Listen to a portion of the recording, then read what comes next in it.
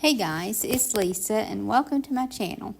Today we're going to do some regular thrift flips and I'll add some fall into this, but I want to make over some items that I purchased. And this one I purchased from a thrift store and I just really like the picture in this, but I wasn't sure that the frame really went with it that well.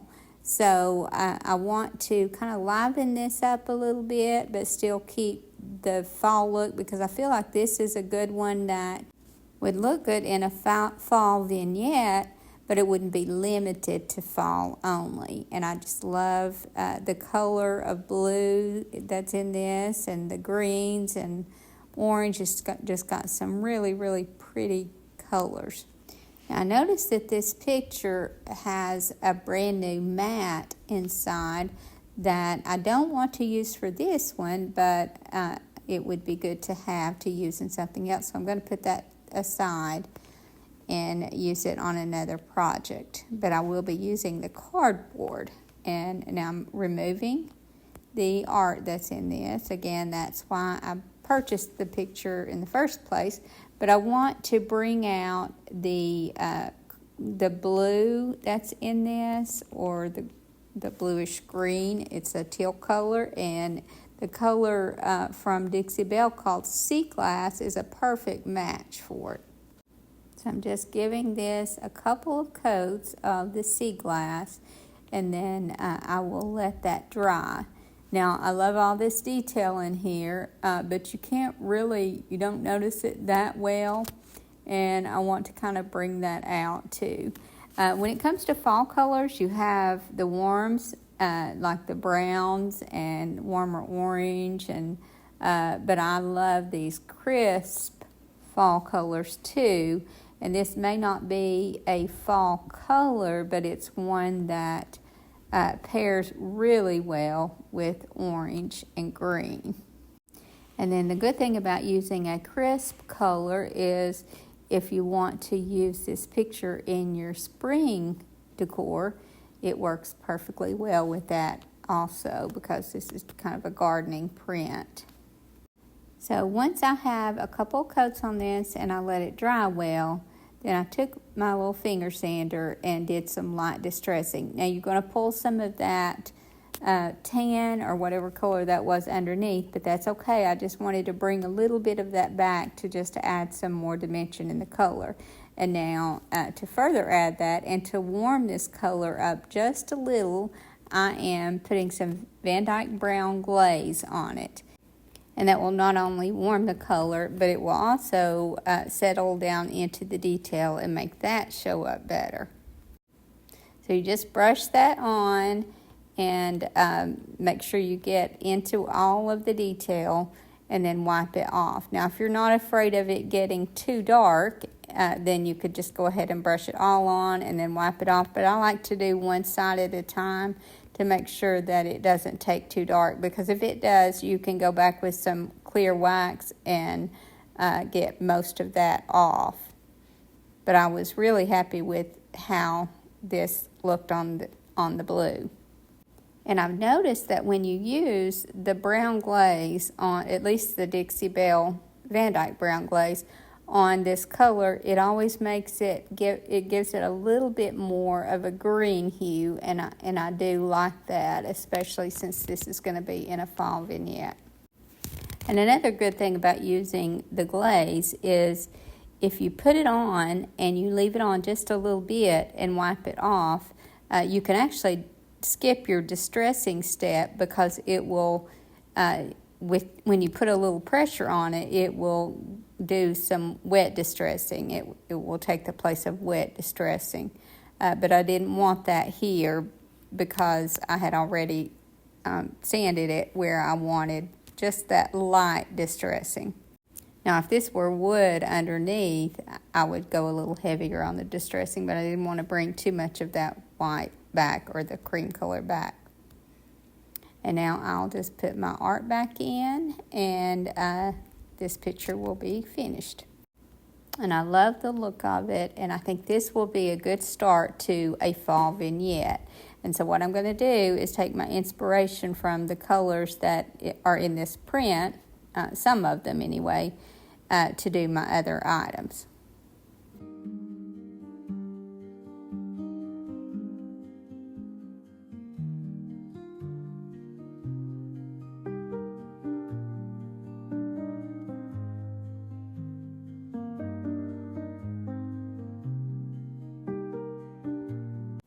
And now the next item that I'm going to make over is this candlestick. And this is just a single candlestick. And it's been factory painted this way. It's just not a real believable faux look. And so I thought this one would be a good one. It is wood to just paint to go into this vignette. So I'm going to use the same color of sea glass and give this 2 coats all over. And then once I get this covered and it dries well, then I'm going to use my little finger sander and lightly distress this one as well. And again, on this one, I don't want to heavily distress it, so I'm just kind of carefully bringing out some of these, the detail in these high spots. And it went down to the wood in a few places, but for the most part, it's going to go back down to that off-white color, which I don't want much of. So I'll just go over this, and then once I get the distress that I want on it, then I'm going to go over this also with the Vandyke brown glaze. And because I'm using glaze on these items, I don't have to seal them afterwards because that will act as a sealer as well. And now this will work in a fall vignette and also in a spring vignette. But because I'm using this in the fall vignette, I want to make something to go on top of it. And I ordered these quite some time ago with the eggs already in them, but I'm not crazy about the colors of these eggs. And then they also have that shiny finish, which I think kind of takes away from them looking real. But what I did was I mixed about 3 parts of the color Buttercream and 1 part sea glass to get this color that I'm painting on the eggs, because I wanted them almost like a robin's egg blue. And so I'm just going to paint that first coat on, let it dry. I don't worry about getting too close around the edges because I'm going to be adding some other things to this too that will camouflage that. But once these are dry and I do a couple coats, I watered down some dark brown paint and just kind of flicked that on until I felt like it had enough of the little spots on it. And then I just started adding in some leaves and greenery. Now again here, I'm pulling out some of the colors from the picture to make this vignette work well together. And because the blue is already in the eggs, I'm going to use mostly the orange and green colors. And I also worked some greenery around the outside of the nest.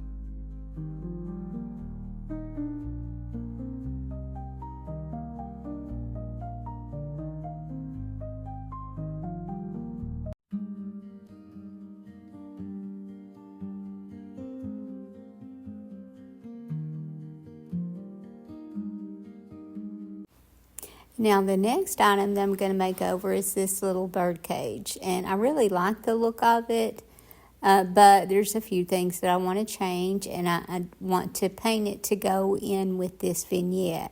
So I don't like this jute rope on the top of it. It can be hung with whatever they choose to hang it with, but I don't want that on there, so I'm just going to cut that off. And then I'm going to add some of the color sea glass to this, but I don't want to cover all of it because I do like the white that's in this. So what I'm going to do is just dry brush it over some of these areas where there's detail, and then that will make the detail show up better. So there's some raised detail on this little trim on the bottom. So again, I'm just going to dry brush it over the top. Now what I'm doing is I haven't dried my brush off after I put paint on it. I just didn't put much on it. And then instead of adding pressure when I paint that, I'm just kind of very lightly dragging the brush over the top of it. I'm going to do the same thing with the little metal trim on the top.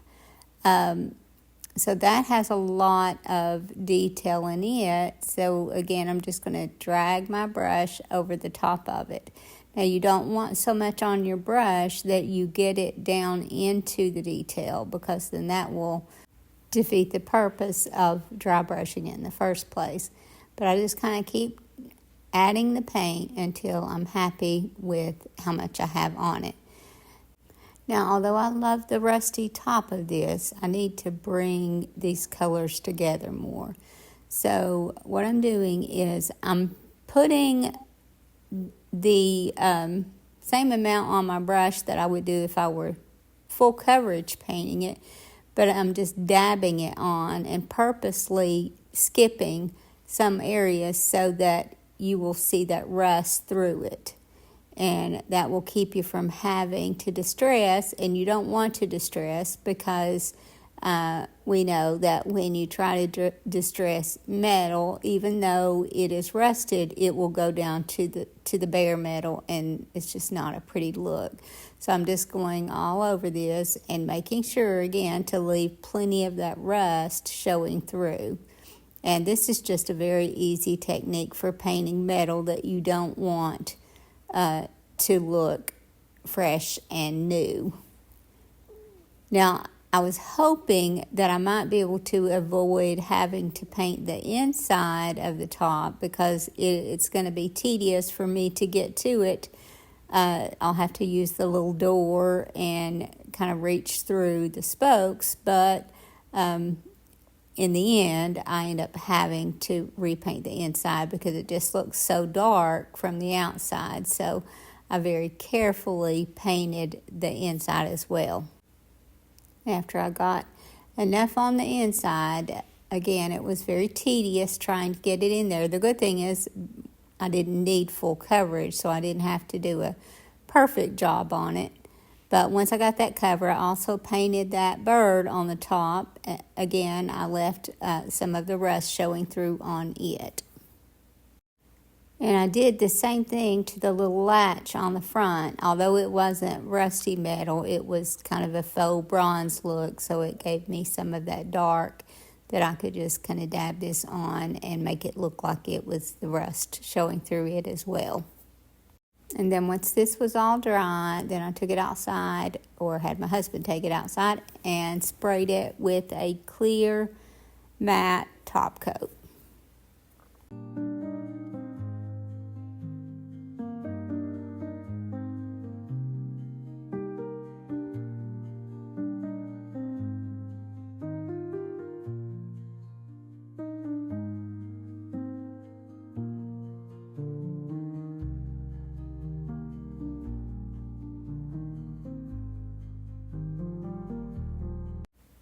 Now the next item that I made over, this was just a little brown metal bunny, and I painted it with 2 coats of the color Buttercream. I thought I was filming that, and actually was filming that, but for some reason it filmed in the wrong mode and I couldn't get it to upload. So all that I did was give this 2 coats of the color Buttercream. And then once it dried, now I'm taking a damp cloth and wet distressing it. You can't really, on this one, you can't really use your finger sander because, it's going to take this down to the middle, and so you're kind of limited to wet distressing it. And if you have a hard time getting it to wet distress, maybe you've let it dry too much, then you can take a wet cloth and just kind of wring it out and lay it over the top of it, and then let it sit there for a few minutes, and then when you go back to rub it, it will come off much easier because that's softening that paint. And some of you may be wondering why I'm making over a bunny this time of year, but I just happen to think that bunnies are all year round. I don't think that they're limited to Easter or even spring and summer, because I actually see more bunnies in the fall and winter sometimes than I do in the summer. So I just wanted him to be a neutral color. I did like the brown. I think it was intended to be rust color, but it just wasn't a very believable rust. And I thought if I painted it Buttercream and distressed it, then it would go into any type of vignette that you want it in. So what I'm going to do is make a little shabby bow for this bunny, and I'm going to make it where it's removable. That way for any season you can change out the bow. But I want to use some of the colors that are in that picture for the bow. And that will just kind of bring this together. And if you decided to use it in another type of vignette, then you could use whatever colors were in it. But I've torn a bunch of strips of fabric up in the colors that I wanted and cut them. I guess this is probably about 5 inches long. And now I'm just kind of alternating them until I feel like I have enough for a good fluffy shabby bow. And then once I get all these placed, then I'm just going to take another string and tie them together in the center, and then it will be ready to go around the bunny's neck. Although I didn't take that into account, and the string that I tied it together with was too short, so I'm going to have to put another string around it that's longer and then tie that around the bunny's neck. And now this bunny can be used for any season. You could put Eastery colors on him for Easter, and you could even put a big Christmas bow on him for Christmas. But I think he's just very, very versatile. Now for one more item that I want to add to this little vignette, I had these little blocks of wood cut and painted ready to make pumpkins out of. So I'm just going to go ahead and add one of these little pumpkins to this vignette. And this particular transfer is one from Dixie Belle called Hello Pumpkin. And here are some of the other images that are in that set. But this one here is going to fit perfectly on this block of wood. So I'm just going to add it to the front. I could add one to the back as well, but I really don't see the need, and I'm just going to, instead of wasting that one, use it on another block, and just transfer this all over this board. And this goes on really, really easily. And then once this is on, then I'm going to take my little finger sander and do some light distressing on it. That just kind of burnishes it into the wood a little bit better and makes it look like it was always there. And then once I distressed it the way I wanted it, then I finished this off with a clear satin top coat from Dixie Belle. Now because this was already pre-drilled for a stem for the pumpkin, I have this little drawer pull that I thought would look pretty on it. So I'm just going to fill that hole with some hot glue, and I just make sure and get it really full so that it kind of sticks up above the hole a little, and then I set that little drawer pull on there and let it dry, and then this one was finished. Now you could also add a little shabby bow to the top of this or some sort of embellishment, but I didn't want anything to take away from that pretty little drawer pull that I added to the top of this one.